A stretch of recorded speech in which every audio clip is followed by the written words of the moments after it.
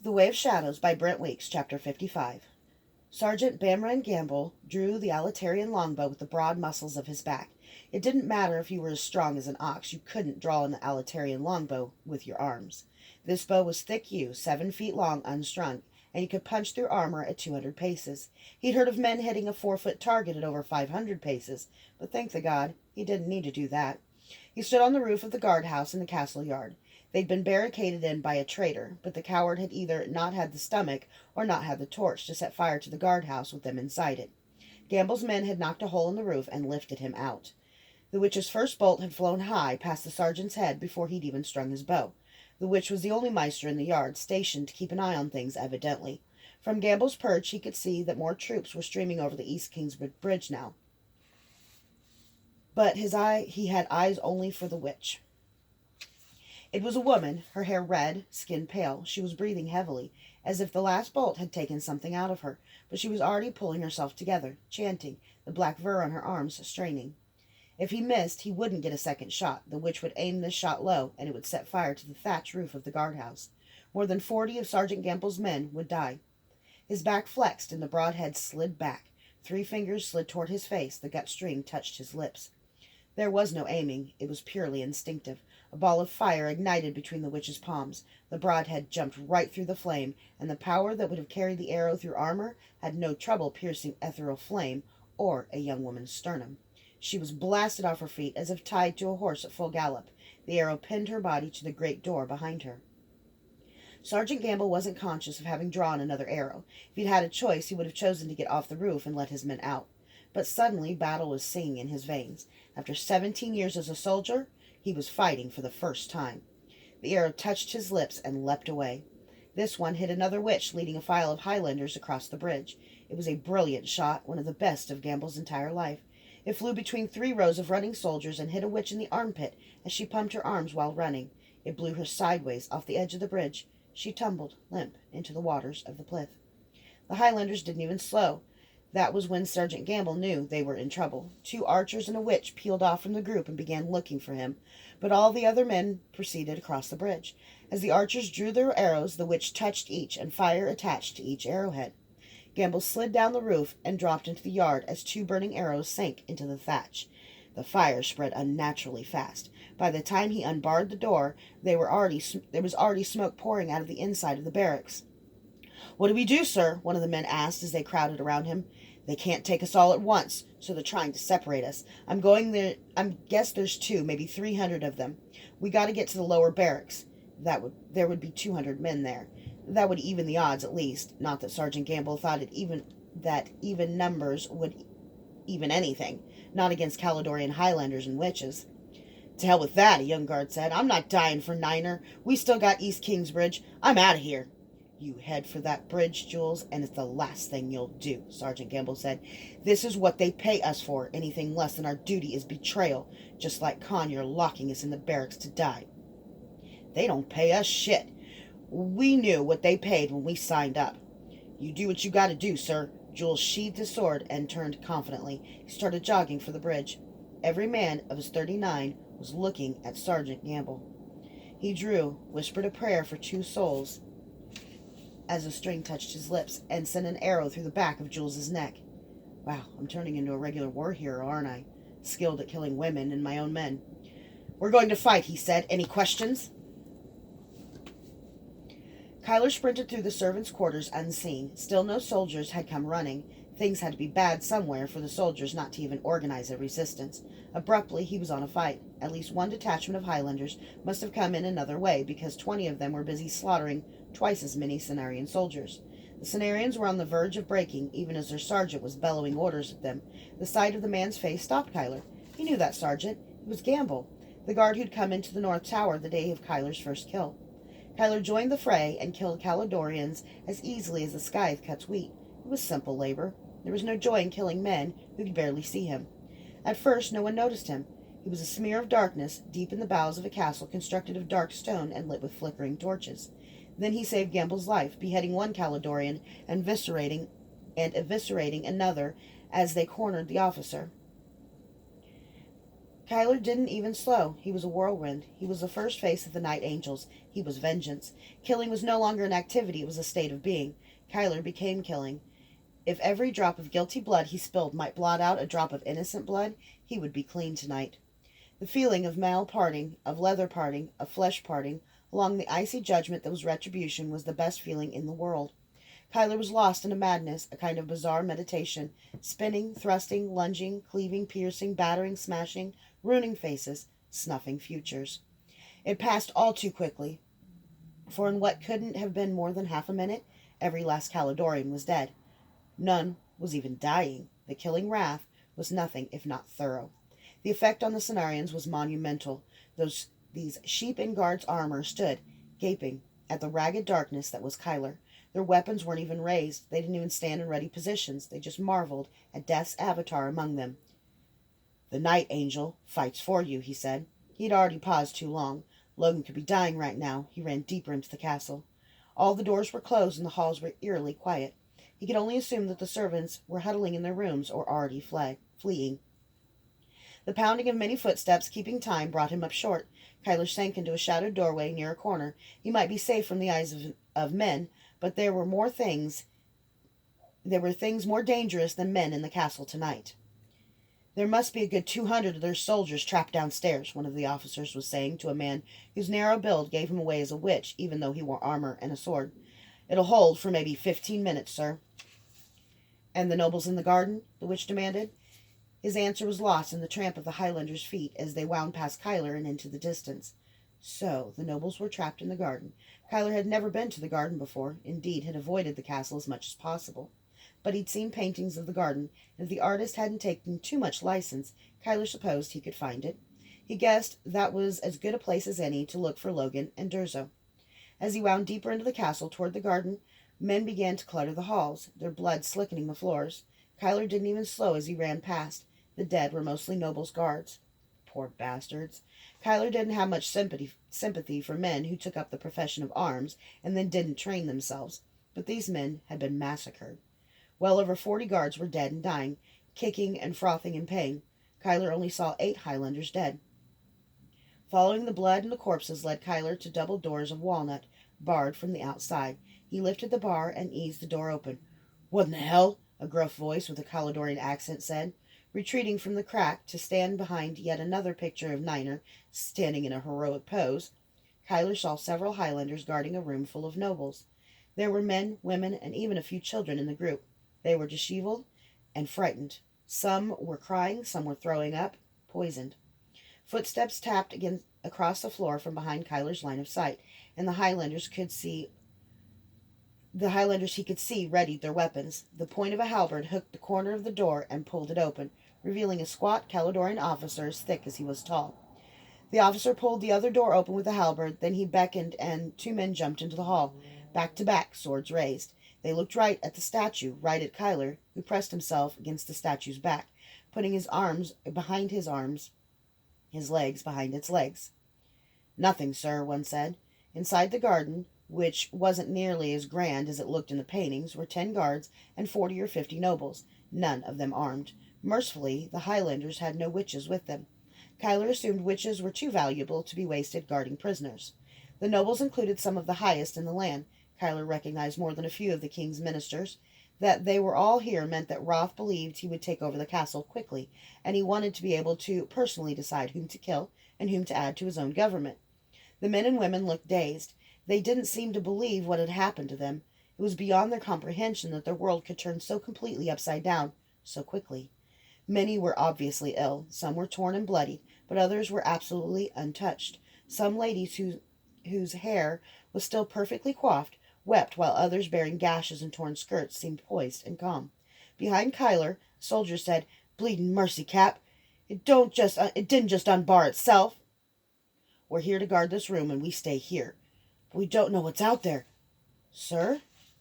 "We stay," the squat captain said in a voice that brooked no argument.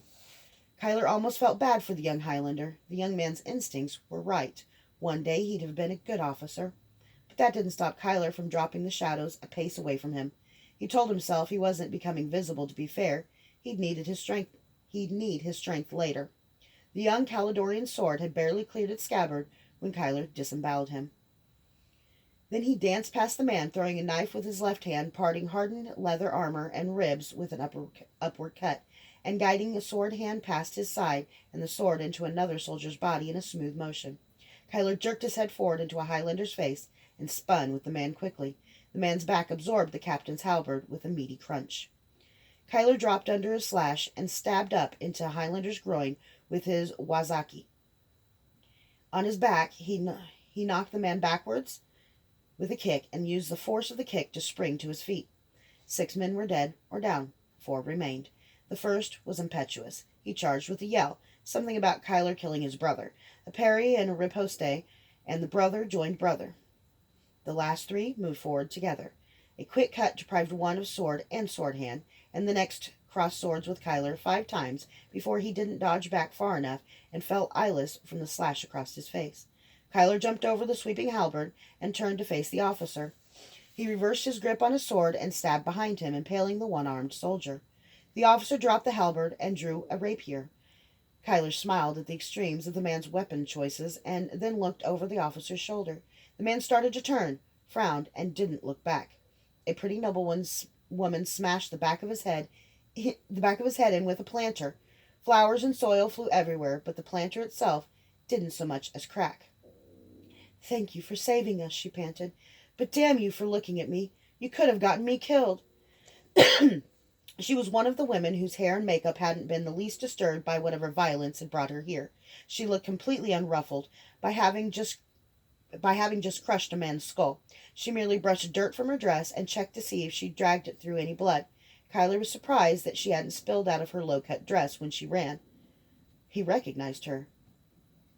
"He didn't look back, did he?" Kyler asked Tara Grayson, glad for the black silk kerchief over his face. He'd worn the mask out of habit. If he hadn't, some of these nobles would have recognized him. "Well, I never." There was a knock on the door, and she and everyone else froze. 3 knocks, 2 knocks, 3, 2. A voice called out, "New orders, Cap. His Majesty says to kill 'em all. We need your soldiers to help quell resistors in the courtyard." "You need to leave immediately," Kyler said loudly enough that all the nobles could hear him. "There's at least 200 more Highlanders coming over West Kingsbridge. They're probably the ones fighting in the courtyard right now. If you want to live, collect whatever weapons you can and free the soldiers who are trapped downstairs. Others are already heading there. With them, you could make it out of the castle. You can start a resistance. You've already lost the castle. You've lost the city. If you don't move fast, you'll lose your lives." The news hit the nobles crowding around Kyler like cold water. Some of them shrank even more, but a few of them seemed to find their backbones as he spoke. "We'll fight, sir," Tara Grayson said, "but some of us have been poisoned. I know those poisons. If you live this long, you'll have taken a small enough dose that you'll recover within a half hour. Where's Logan Geyer?" "Excuse me, I'm Tara Grayson, now Queen Grayson. If you—" Kyler's eyes narrowed. "Where's Logan Geyer?" "Dead. He's dead. The king's dead. The queen's dead. The princesses are dead. All of them." The world rocked. Kyler felt as if he'd been clubbed in the stomach. "Are you sure? Did you see it?" "We were at the king in the great hall when he died, and I found the queen and her daughters in their chamber before I got caught. It was awful." She shook her head. "I didn't see Logan and Jeanine, but they must have been the first to die. After the king announced their marriage, they'd not left the great hall 10 minutes before the coup started. The Lord General took men to try to save them, but he was too late. These men were just bragging about how they slaughtered the royal guards." "Where?" "I don't know, but it's too—" "Does anyone know where Logan went?" Kyler shouted. He saw from the looks on their faces that some of them knew, but they weren't going to tell him because they were afraid he would leave them. The cowards. He heard a moan farther back in the garden, and he pushed through the standing nobles to see a pasty pale man, sweat on his back. His mouth was crusted with froth, and there was a puddle of vomit near his head. He looked so bad that Kyler almost didn't recognize him. It was Count Drake. Kyler knelt by the Count and grabbed leaves from his herb pouch and began stuffing them into the Count's mouth. "You have an antidote?" one of the sick but standing nobles asked. "Give it to me! Give it to me!" another demanded. They began pushing forward. Kyler whipped retribution out and put the point at the noble's throat. "If any of you touch me or him, I'll kill you, I swear." "He's only a count," a fat, quivering noblewoman said. "He's poor. I'll give you anything."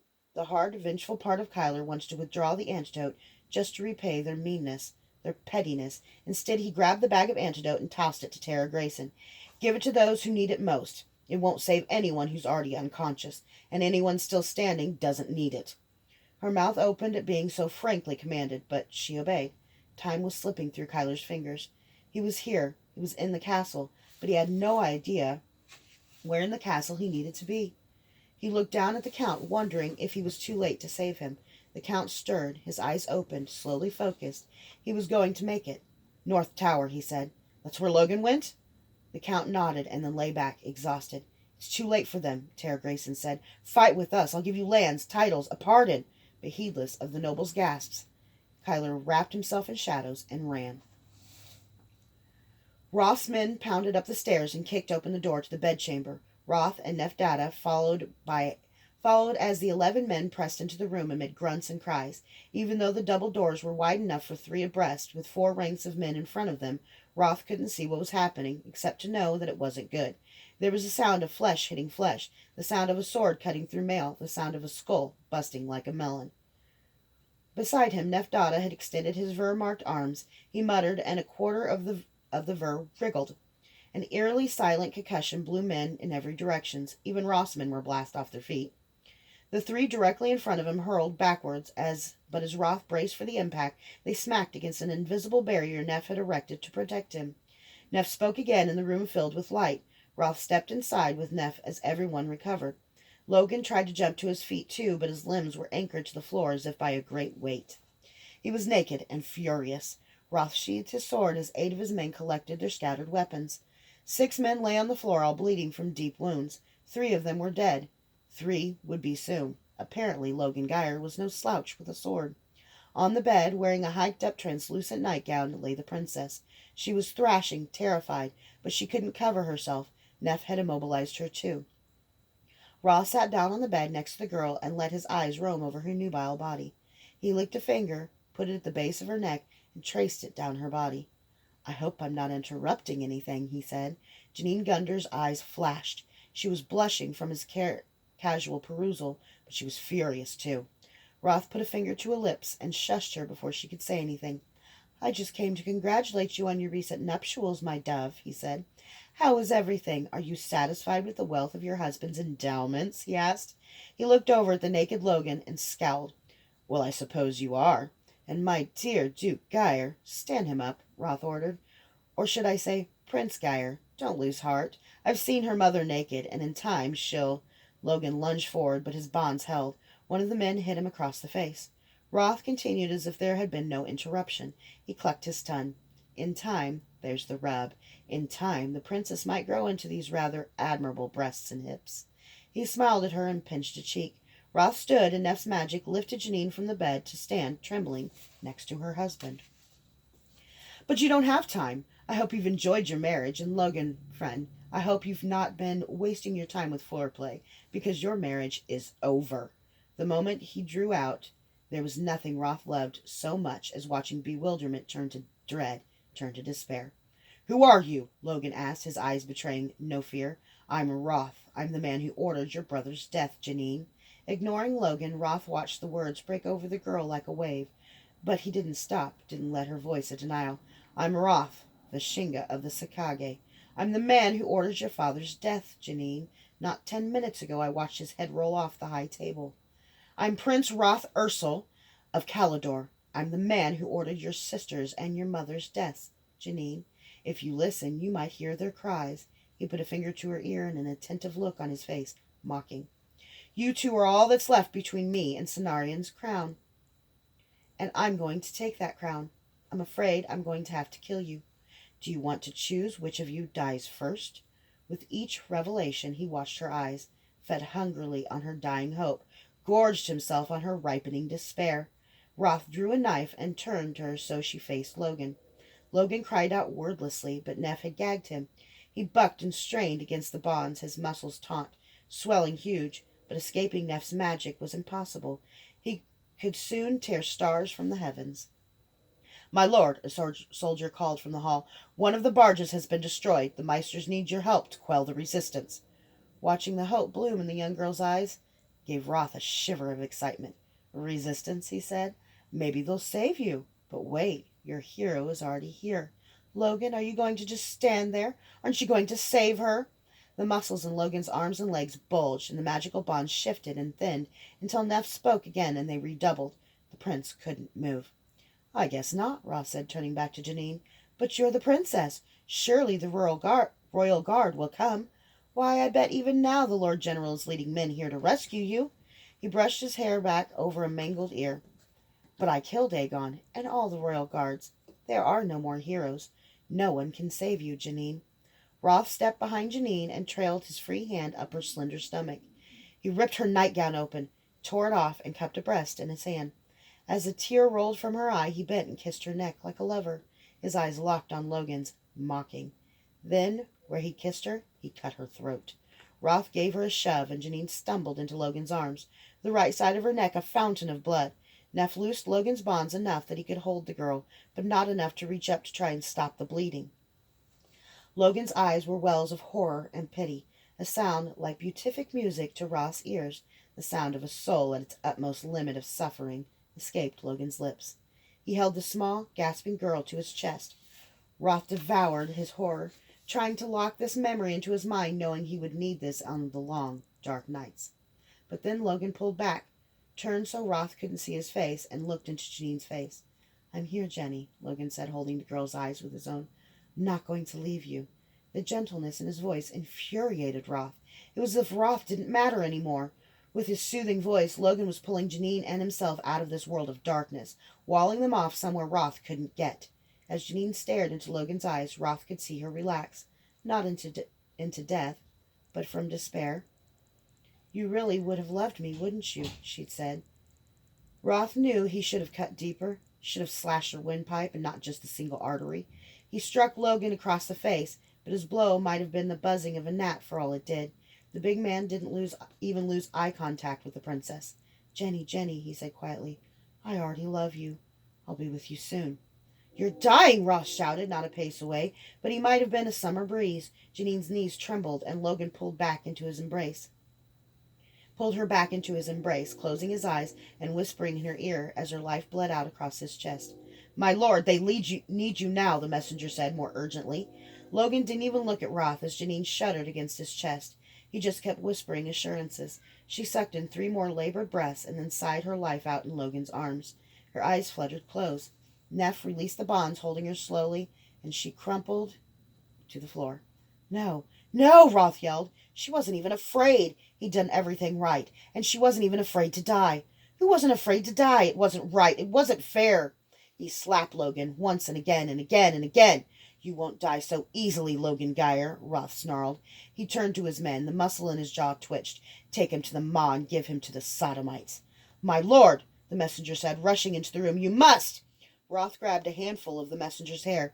He stabbed at the man's face in a fury, wildly, again and again. He flung the man sideways and tried to cut at his throat, but caught him above the ear instead. The knife turned, and a fat strip of hairy scalp came off in Roth's hands. The man wailed until Roth grabbed him again and cut his throat. Meanwhile, Neff had opened the hidden door out of the chamber. He lifted the princess's body with magic and floated it before him. Neff, what are you doing? The God King wishes to have the heads of all the royal family displayed. Whatever you're planning, I'd advise you hurry. He didn't address Roth by his title. Everything was going wrong, and Father would be here soon. Roth turned, panting, the gory strip of hair and flesh in his fist. He trembled with rage, and the men holding Logan went as white as paste. Bring me his head when they're finished. But before you give him to the sodomites, cut his cock off and bring me his sack for a purse. I want him to bleed to death as they fuck him.